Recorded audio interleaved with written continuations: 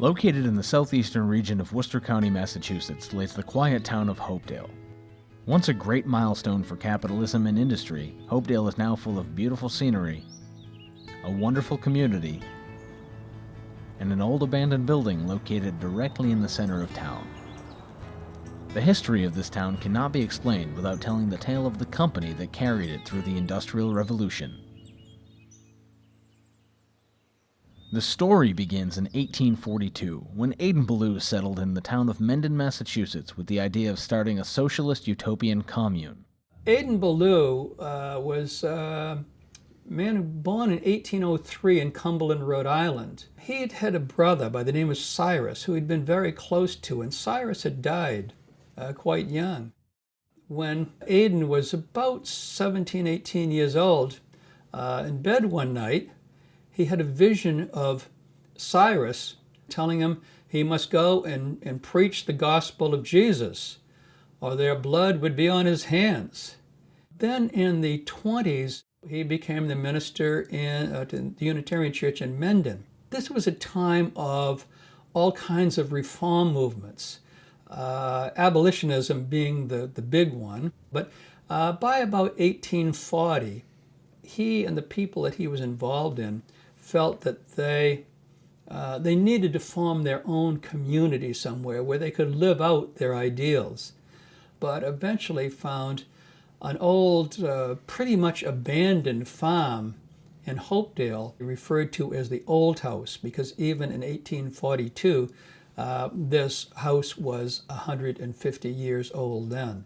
So there began the Hopedale community. They were one of, I believe, 3 utopian community experiments at the time, and they were the longest lasting. They lasted 15 years. Over time, more homes were built, but initially they did live, 44 of them, including children, in the Old House. Among the settlers of Ballou's community were George and Ebenezer Draper. Well, the Drapers were both heavily involved in the utopian commune. George and Ebenezer were both members. One of them started later, and I believe it was George who started just a few years before the commune was dissolved.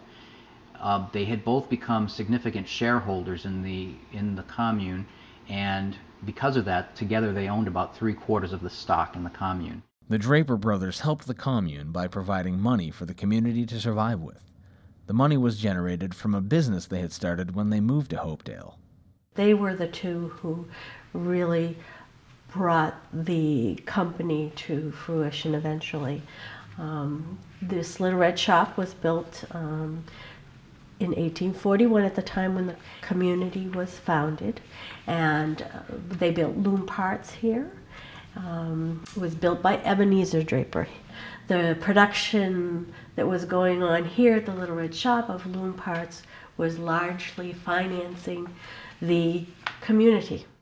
While they both adhered to the principles subscribed to by Aidan Ballou and his followers, they also had a mindset of, wanting to make money, and I think that they started to see that the utopian experiment wasn't really going to work out. Their profits from this this thing called a temple, were basically supporting the whole community. It was the most successful product in the community. So they decided that they would withdraw their investment to start making this money on their own and not supporting this whole utopian commune. The Drapers found success in manufacturing the temple, a piece of the loom which they had a patent for. The temple changed the textile industry forever. They had inherited the patent, evidently, to an invention of their father, Ira Draper. In 1816, Ira had come up with a part of a loom that helped to speed up the weaving of it considerably. The temple is actually a device that's used to help stretch the cloth, or whatever is being woven on the loom, and it keeps it to the correct width.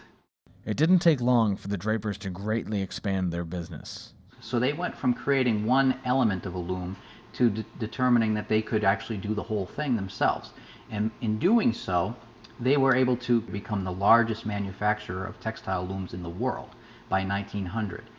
They did everything from assembling the machines here to shipping them from here. They produced the looms that fueled the textile industry, which was one of the staples in New England and eventually all up and down the East Coast. Then they began to ship their looms around the world. They made everything from the beginning to the end. They could make a screw, they could make a casting, anything that was associated with the loom they could make in-house. So they didn't outsource anything at that time. The Draper Corporation was unlike many of the other companies in the area because they were looking for specific types of skilled laborers. They needed machinists and they needed engineers, and this was a machine shop. They were building something here. It wasn't just milling flour or or just even a textile mill where they're just creating one product. This was a real significant operation. They really care about their workers. They provide beautiful housing. They wanted to have a place where people would want to come to live. The rent was nominal to the employees, and they would come in and help to maintain the home. They would replace the light bulbs, they would come in and paint or repaper 1 or 2 rooms a year. So they not only encouraged pride and upkeep of the homes, they helped. Essentially, they ran Hopedale for about 100 years. After over 100 years of operation, the Draper Corporation was bought by North American Rockwell. The company managed to stay in business for just a few more years before finally having to close its doors. The downturn actually happened before Rockwell. Throughout the years, Draper's was known for their quality, their service, their research, not necessarily price. And in the 50s, there were other countries producing looms. The textile industry everywhere, a lot of it started being farmed out, either first down south, then overseas.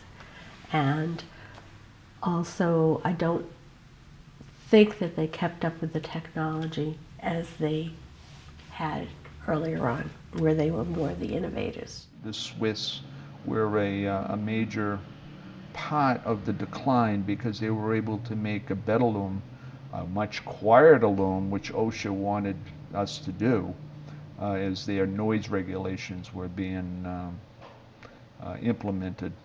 My understanding is that because they controlled so much, that it was very difficult for folks when Draper left, because politically, they were not here anymore. Financially, you have empty buildings no longer generating tax revenues for the town. I think a lot of people were bitter because that's all they knew.